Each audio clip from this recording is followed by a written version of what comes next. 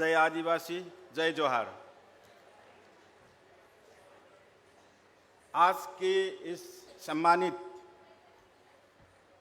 कार्यक्रम में आप लोगों ने जो निमंत्रण किए हैं, इसके लिए मैं इस कार्यक्रम का जो आयोजक हैं, मैं उसको United Nation Permanent Forum on indigenous issues को तरफ से और मेरा व्यक्तिगत तरफ से मैं आप लोगों को बहुत बहुत शुभकामना और धन्यवाद देना चाहूँगा। और मेरा टीम में ईरान और फ्रांस से भी आए हैं, उनके तरफ से भी मैं आप सभी को इस कार्यक्रम का सफलता के लिए मैं आप सभी को धन्यवाद और शुभकामना देना चाहूँगा। ये कार्यक्रम सफल होगा, मुझे विश्वास है। मैं बहुत लंबा समय नहीं लूँगा। मुझे बहुत गर्व होता है जब मैं भारत में आता हूँ, इसलिए कि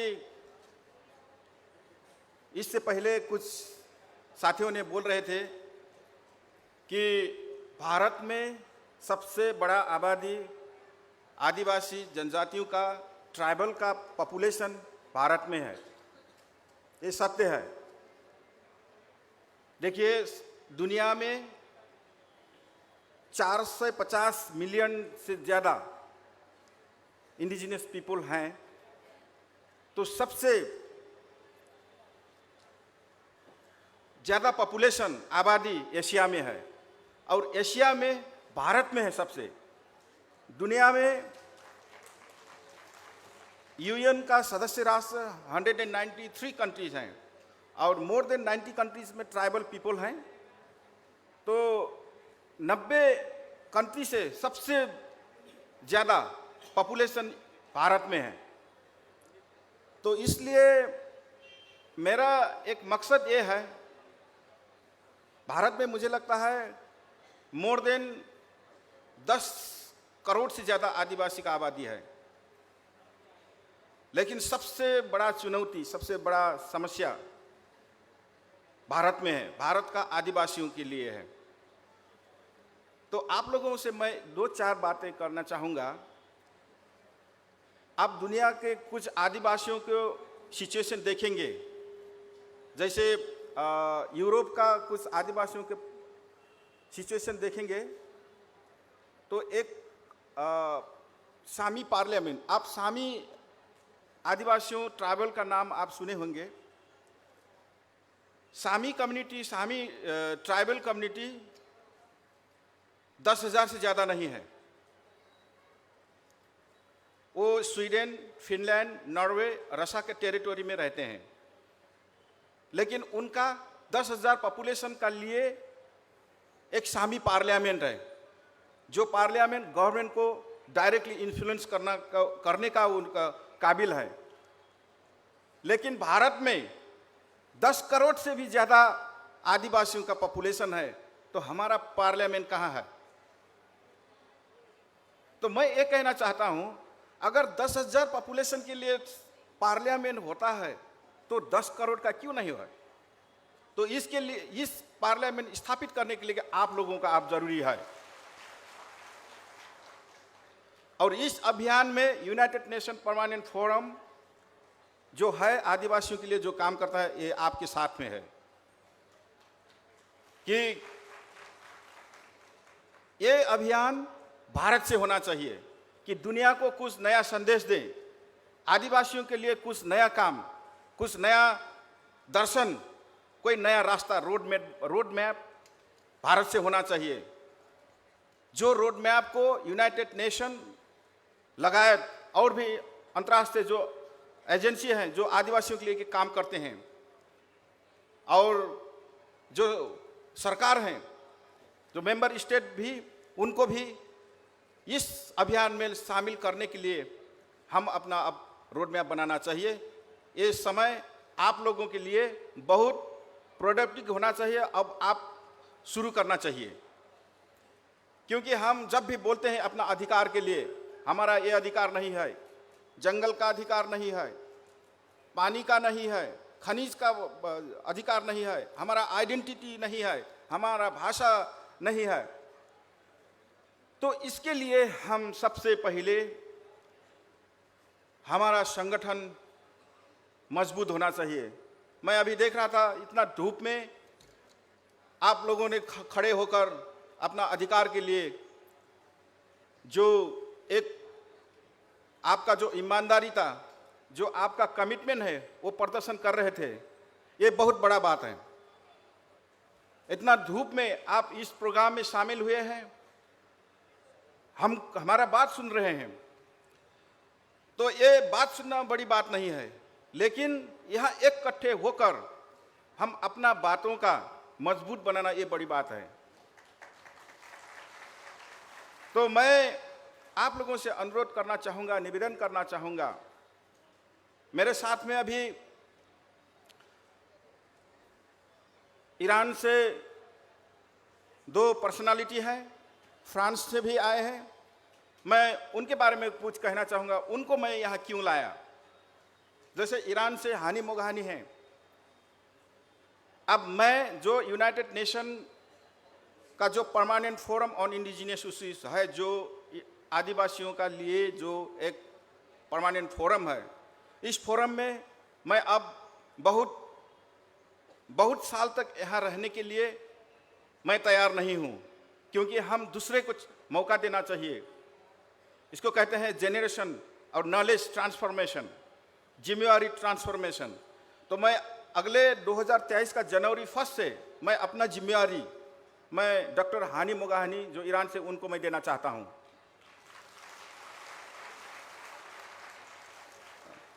और 2023 के जनवरी से मैं जैसे आप लोगों का जगह में आता हूँ, तो इस तरीके से शायद मैं आऊँगा या नहीं आऊँगा, वो अभी मैं निश्चित नहीं कर पाऊँगा, लेकिन हानी जी जरूर आएंगी आपका जो कैंपेनिंग में शामिल होने के लिए। तो इसलिए मैं हानी जी को अब 2023 से जो मेरे को टेक ओवर करेंगी, तो उनको कुछ जो भारत का जो भी आदिवासियों का जो प्रॉब्लम है, जो इश्यू है, जो चैलेंज है, उनको वो इश्यू से नज़दीक होने के लिए उनको ज़रूरी है। तो इसलिए मैं साथ में लेकर जाता हूँ। इससे पहले हम अरुणाचल में गए थे, इस टाइम इससे पहले दिल्ली में भी आए थे हम कुछ समय पहले, और इस टाइम हम आपका निमंत्रणा स्वीकार करके हम यहाँ नागपुर में आए हैं। तो ये हमारा सोलिडारिटी है। आप खाली अकेले नहीं है, आपके पास United Nation Permanent Forum on Indigenous Issues है, और दुनिया में 450 मिलियन से ज़्यादा पॉपुलेशन है, आदिवासियों का पॉपुलेशन है। वो पॉपुलेशन को मैं रिप्रेजेंट करता हूँ। तो वो दुनिया का आदिवासी भी आपके साथ में है, आपका इश्यू को एड्रेस करने के लिए। और मेरे साथ में फ्रांस में रहते हैं ब्रिजलाल चौधरी, वो इसलिए वो मेरे साथ में चलते हैं। वो ह्यूमन राइट्स के इश्यू में, पॉलिसी रिसर्च में बहुत अच्छा उनका नॉलेज है, वो बहुत काबिल है। तो उनका एक संस्था है global home for indigenous people, जो फ्रांस में रजिस्टर्ड है, तो उनका प्रेसिडेंट हैं। तो ये global home for indigenous people दुनिया के लिए काम करता है, फ्रांस के लिए ओनली के फ्रांस के लिए नहीं। तो अभी हम एशिया को, सारे एशियन कंट्री को हम फोकस करके काम कर रहे हैं। उनका नेतृत्व ब्रिजलाल चौधरी कर रहे हैं। तो इसलिए पहली बार वो इंडिया, भारत में आप लोगों से मुलाकात करने के लिए, आप लोगों का चैलेंज क्या है, पॉलिसी में प्रॉब्लम क्या है, वो सारे स्टडी करने के लिए वो आए हैं। तो वो भी साथ में आपका ये कैंपेनिंग में वो साथ में रहेंगे और उसी तरह का काम करेंगे। तो इसलिए मैं अपना टीम को भी मैं धन्यवाद देना चाहूँगा, वो मेरे साथ में रहते हैं। और ईरान से एक हमारा मोबिना भी आए हैं, वो वीमेन एम्पावरमेंट में बहुत अच्छे काम है, उनका नॉलेज है, तो इसलिए वो हानि जी को बहुत हेल्प करती है, तो वो भी अभी साथ में है। तो मैं पहले भी कहा कि आपका इश्यू, आपका जो चैलेंज है, जो प्रॉब्लम आप अभी फेस कर रहे हैं, उसको रिजॉल्व करने के लिए, गवर्नमेंट से एडवोकेसी करने के लिए, गवर्नमेंट से बात करने के लिए, इसके लिए हमारा टीम है। खाली मैं नहीं हूँ, मेरा साथ में और भी टीम है। आदिवासियों जनजातियों के लिए काम करने के लिए यूनाइटेड नेशन में 3 मैकेनिज्म है। एक United Nation Permanent Forum on indigenous issues, और दूसरा है expert mechanism on the rights of indigenous people, जो ह्यूमन राइट काउंसिल को रिपोर्टिंग करता है, जो जेनेवा बेस है। और दूसरा है special reporter of the rights of indigenous people. जो ये 3 मैकेनिज्म है इंडिजिनस पीपल के लिए, जो यूएन मैकेनिज्म है, ये तीनों मैकेनिज्म मिलकर सारे दुनिया का आदिवासियों जनजातियों के लिए काम करता है। तो ये आपके साथ में यूएन का सारे मैकेनिज्म है। तो मैं पेंडेमिक के कारण से कुछ समय मैं आपका देश में मैं आ नहीं पाया, तो लेकिन अब पेंडेमिक का सिचुएशन थोड़ा नॉर्मल हो गया है, तो मुझे लगता है अभी मेरा टर्म 2022 के 31 दिसंबर तक मैं हूँ। तो इस दौरान में भी मैं बहुत सारे आपका भारत का कोने कोने में जाऊंगा, आप लोगों का जो बातें हैं मैं सुनूंगा, वो बातें, वो चैलेंज जो पॉलिसी लेवल में जो भी चुनौतियां हैं मैं यूएन में रखूंगा। ये विश्वस्त रहिए कि मैं यूनाइटेड नेशन में नहीं रहूंगा, अभी आप लोगों से काम करूंगा। और हानि जी साथ में रहेंगे अगले 3 साल, और उनके साथ में मैं रहूंगा, उनको मैं हेल्प करूंगा कि मैं 6 साल तक मैं यूनाइटेड नेशन परमानेंट फोरम में काम किया, तो बहुत सारे कुछ इन्फॉर्मेशन है, कुछ ज्ञान है, कुछ मेरे साथ में कुछ पेंडिंग इशू है, वो पेंडिंग इशू को रिजॉल्व करने के लिए हानि जिम्मेवार रहेंगे। तो इसलिए हम साथ में हैं। मुझे बहुत गर्व होता है जब भारत से मेरे को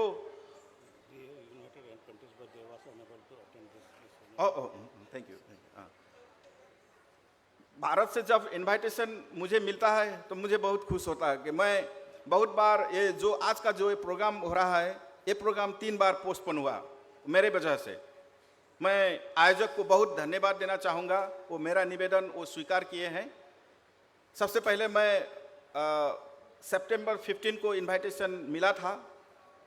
इस इनविटेशन में शामिल होने वाले अरुण जी हैं, संदीप जी, और भी मैं सारे को मुझे नाम पता नहीं है।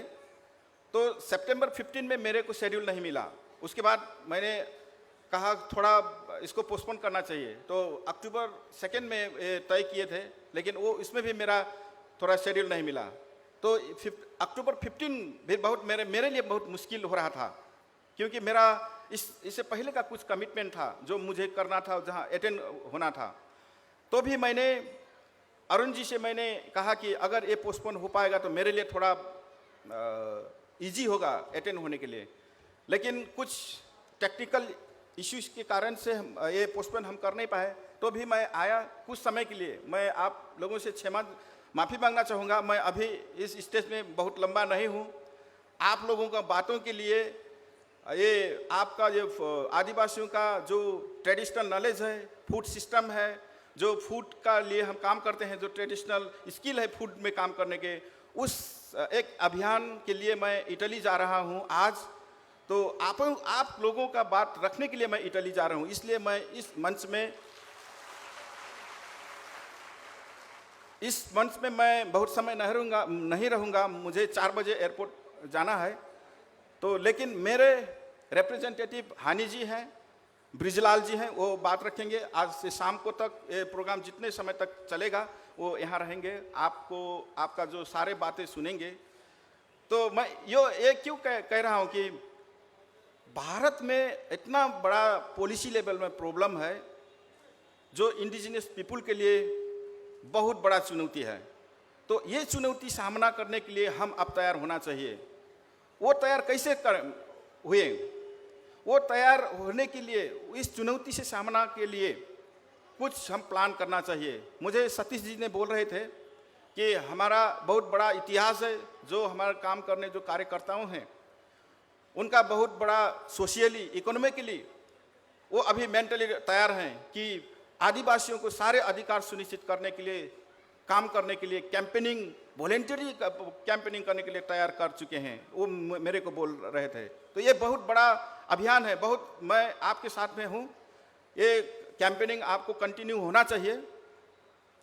तो मैं ज़्यादा ये मंच लेना नहीं चाहूँगा। मैं दो बात और मैं आपसे यहाँ रखना चाहूँगा। मैं शुरू में मैं बोला कि भारत में 10 करोड़ से ज़्यादा आबादी है आदिवासियों के। तो ये आदिवासियों का एक मजबूत कॉमन प्लेटफॉर्म बनाना चाहिए। मुझे लगता है वो पार्लियामेंट की तरह, पार्लियामेंट को काउंटर पार्ट के लिए, उनको काउंटर देने के लिए ये बनाना जरूरी है। इसके लिए क्या करना है, आपके साथ में मैं रहूँगा।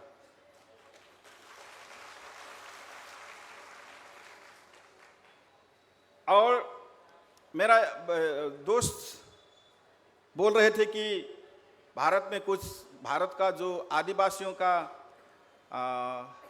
अधिकार सुनिश्चित करवाने के लिए गवर्नमेंट से कुछ काम हुआ, एग्रीमेंट हुआ, कुछ डिक्लेरेशन हुआ, तो ये अभी क्यों नहीं हुआ, इम्प्लीमेंट क्यों नहीं हुआ? जैसे ILO कन्वेंशन 169 की बात कर रहे थे। तो मैं इस क्वेश्चन के, मैं आपसे ये कहना चाहूँगा, as a member of the permanent forum, हमने मेंबर स्टेट जितने भी हैं 193 कंट्रीज इंक्लूडिंग इंडिया, इस 2-3 साल पहले से भी ऑफिशियली रिकमेंड कर चुके हैं कि आदिवासी जनजातियों का आइडेंटिटी रिकॉग्निशन के लिए भारत सरकार तैयार होना चाहिए। उसके लिए ILO कन्वेंशन 169 रेटिफाई होना चाहिए। मैं इस मंच से मैं भारत सरकार को फिर से मैं निवेदन करना चाहूँगा कि अगर आदिवासियों को सारे राइट्स को इंश्योर करना है तो ILO कन्वेंशन 169 में हस्ताक्षर होना चाहिए। ये मैं इस मंच से मैं रिक्वेस्ट करना चाहूँगा। और हमारा ये आदिवासियों के लिए एक इंटरनेशनल जो डॉक्यूमेंट है, UN declaration on rights of indigenous people, जो 2007 में इसको तय किया गया और इसमें सिग्नेचर हुआ। भारत भी इस डिक्लेरेशन का सिग्नेटरी कंट्री है। तो इसको कार्यान्वयन करने के लिए भी हमने अब रोड मैप बनाना चाहिए, कुछ प्रोग्राम बनाना चाहिए। भाषण करने में हमारा राइट्स इंश्योर नहीं होगा, लेकिन पॉलिसी में क्या लिखा है उस तरह हम लड़ना चाहिए। इंटरनेशनल लेवल में क्या पॉलिसी है, डोमेस्टिक लॉ क्या है, वो सारे देखना चाहिए, उसको अध्ययन करना चाहिए। तो हम कुछ अपना राइट्स को इंश्योर करने के लिए हम काबिल होंगे। मैं फिर से भी मैं आप लोगों को फिर से मैं धन्यवाद देना चाहूँगा, बधाइयाँ देना चाहूँगा। ये प्रोग्राम सफल होने के लिए मैं फिर से भी मैं प्रार्थना करूँगा। और मुझे लगता है आप लोगों का एक दिन का, एक दिवसीय जो प्रोग्राम है, इस एक दिवसीय प्रोग्राम से कुछ अच्छा रोड मैप और स्ट्रेटेजिक प्लान होना चाहिए। उसके लिए मैं फिर से भी शुभकामना देना चाहूँगा। और मैं इस मंच से फिर मैं आप लोगों से जोहार और जय आदिवासी कहना चाहूँगा। फिर से मिलेंगे। जय आदिवासी, जय जोहार।